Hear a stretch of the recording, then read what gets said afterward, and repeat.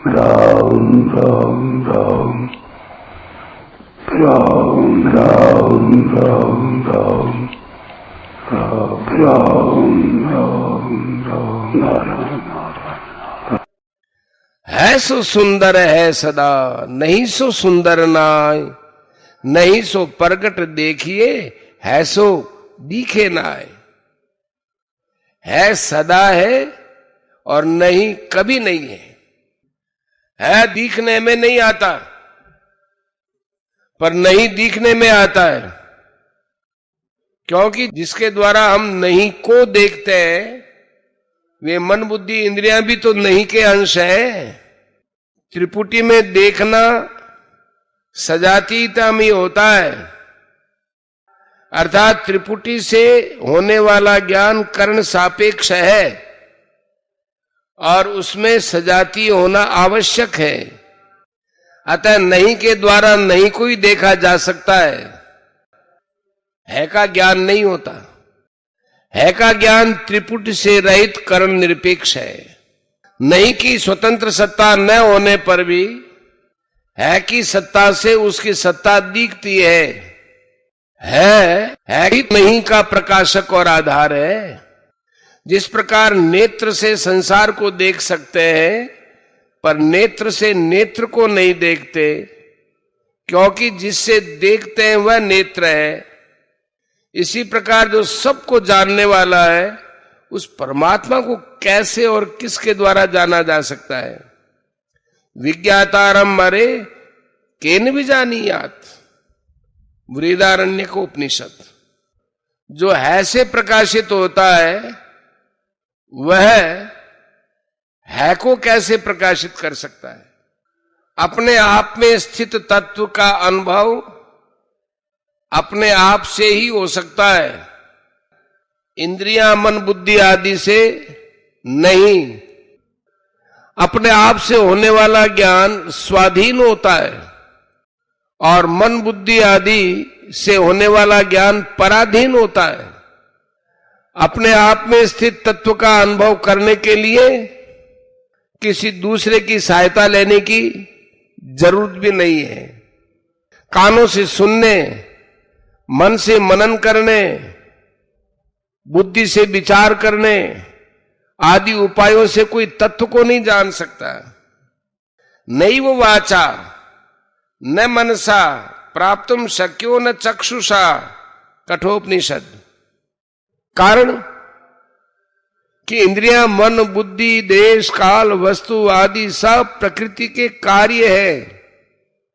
प्रकृति के कार्य से उस तत्व को कैसे जाना जा सकता है जो प्रकृति से सर्वथा अतीत है।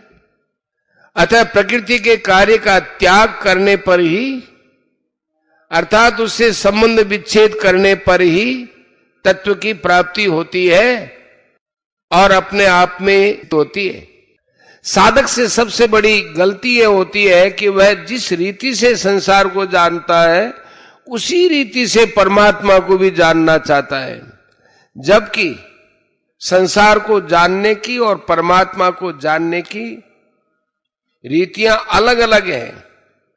संसार को इंद्रियां मन बुद्धि आदि के द्वारा जाना जाता है क्योंकि उसकी जानकारी कर्ण सापेक्ष है, परंतु परमात्मा को इंद्रियां मन बुद्धि आदि के द्वारा नहीं जाना जा सकता क्योंकि उसकी जानकारी कर्ण निरपेक्षता से होती है। जड़ता के आश्रय से चिन्मयता में स्थिति का अनुभव हो ही नहीं सकता। जड़ता कह दो चाहे शरीर कह दो, इनका आश्रय लेकर परमात्म तत्व का अनुभव करना चाहते हैं वे पुरुष समाधि लगा करके भी परमात्म तत्व का अनुभव नहीं कर सकते, क्योंकि समाधि भी कारण शरीर के आश्रित रहती है। जो परमात्मा को अपना तथा अपने को परमात्मा का जानते हैं वे ज्ञान रूप नेत्रों वाले योगी लोग शरीर इंद्रियां मन बुद्धि आदि से अपने को अलग करके अपने आप में स्थित परमात्म तत्व का अनुभव कर लेते हैं।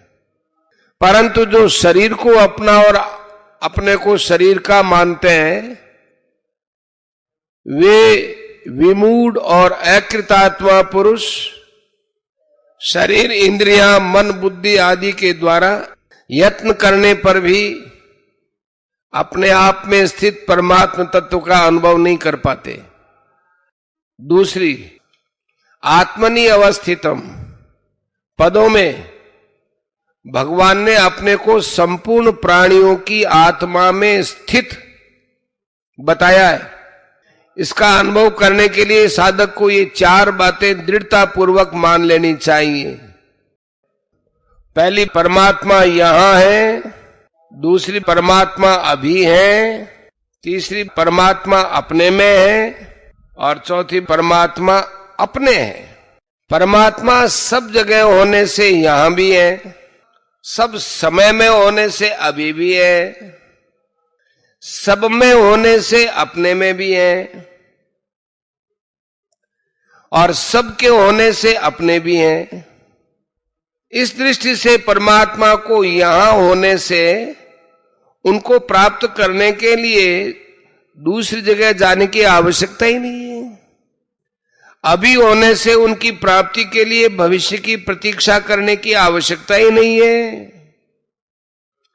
अपने में होने से उन्हें बाहर ढूंढने की आवश्यकता नहीं है, और अपने होने से उनके सिवाय किसी को भी अपना मानने की आवश्यकता नहीं है। और जो अपने होते हैं वो स्वाभाविक ही प्रिय लगते हैं।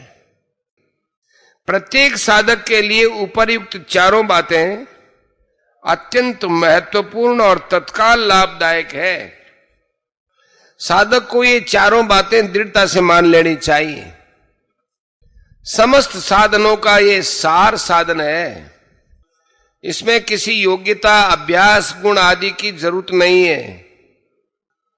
ये बातें स्वतः सिद्ध और स्वाभाविक हैं, इसलिए इसको मानने के लिए सभी योग्य हैं, सभी पात्र हैं, सभी समर्थ हैं।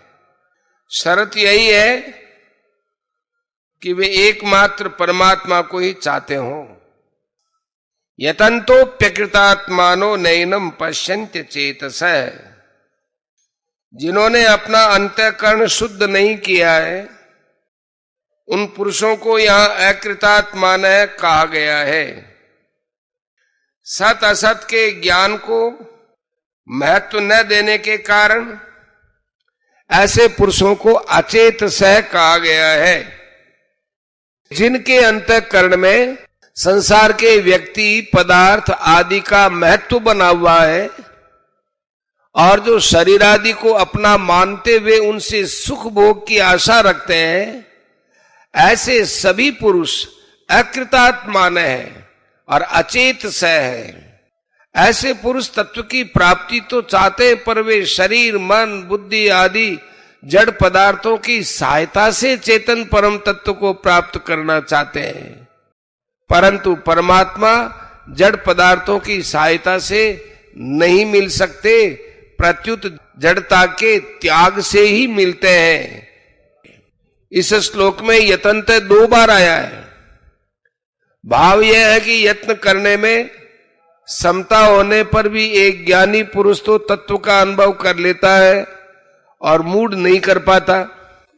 इससे यह सिद्ध होता है कि शरीर, इंद्रियां, मन, बुद्धि के द्वारा किया गया यत्न तत्व प्राप्ति में सहायक होने पर भी अंतःकरण के साथ संबंध बने रहने के कारण और अंतःकरण में सांसारिक पदार्थों का महत्व होने के कारण तत्व को प्राप्त नहीं किया जा सकता। जिनकी दृष्टि असत पर ही जमी हुई है, ऐसे पुरुष सत तत्व को देख ही कैसे सकते हैं। अकृतात्मा और अचेत सह पुरुष करने में तो ध्यान, स्वाध्याय, जप आदि सब कुछ करते हैं, पर अंतःकरण में जड़ता अर्थात सांसारिक भोग और संग्रह का महत्व रहने के कारण उन्हें तत्व का अनुभव नहीं होता। ऐसे पुरुषों के द्वारा किया गया यत्न भी यद्यपि निष्फल तो नहीं जाता, तथापि तत्व का अनुभव उन्हें वर्तमान में नहीं होता। वर्तमान में तत्व का अनुभव जड़ता का सर्वथा त्याग होने पर ही होता है। जिसका आश्रय लिया जाए उसका त्याग नहीं हो सकता, ये नियम है। अतः शरीर, मन, बुद्धि आदि जड़ पदार्थों का आश्रय लेकर साधक जड़ता का त्याग नहीं कर सकता। इसके सिवाय मन, बुद्धि आदि जड़ पदार्थों को लेकर साधन करने वाले में सूक्ष्म अहंकार बना रहता है, जो जड़ता का त्याग होने पर ही निवृत्त होता है। जड़ता का त्याग करने का सुगम उपाय है एकमात्र भगवान का आश्रय लेना, अर्थात मैं भगवान का हूं, भगवान मेरे हैं, इस वास्तविकता को स्वीकार कर लेना, इस पर अटल विश्वास कर लेना। इसके लिए यत्न तथा अभ्यास की आवश्यकता नहीं है। वास्तविक बात को दृढ़ता पूर्वक स्वीकार कर लेने की ही जरूरत है। परिशिष्ट भाव सदा न भोग साथ रहता है न संग्रह साथ रहता है, यह विवेक मनुष्य में स्वतः है। परंतु जो मनुष्य शास्त्र पढ़ते हुए, सत्संग करते हुए, साधन करते हुए भी अपने विवेक की तरफ ध्यान नहीं देते, भोग और संग्रह में अलगाव का अनुभव नहीं करते, वे मनुष्य अकृतात्मा हैं। ऐसे मनुष्यों को 18वें अध्याय के 16वें श्लोक में अकृत बुद्धि और दुर्मति कहा गया है। यद्यपि परमात्मा प्राप्ति कठिन नहीं है, तथापि भीतर में राग, आसक्ति, सुख बुद्धि पड़ी रहने से वे साधन करते हुए भी परमात्मा को नहीं जानते। कारण कि भोग और संग्रह में रुचि रखने वाले का विवेक ठहरता नहीं। पूर्व श्लोक में जिनको विमूढ़ा कहा है, उनको यहां अचेत से कहा है। गुणों से मोहित होने के कारण वे न तो विषयों के विभाग को जानते हैं और न स्वयं के विभाग को ही जानते हैं।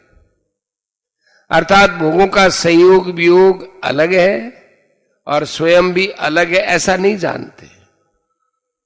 7वें से 11वें श्लोक तक के इस प्रकरण में भगवान ये बताना चाहते हैं कि मेरा अंश जीवात्मा बिल्कुल अलग है, और जिस सामग्री को वह भूल से अपनी मानता है, चाहे वो शरीर हो, पदार्थ हो, क्रियाएं हो, कुछ भी हो, वह बिल्कुल अलग है, प्रकृति स्थानीय है। सूर्य और अमावस्या की रात्रि की तरह दोनों का विभाग ही अलग अलग है। उनका परस्पर संयोग होना संभव ही नहीं है।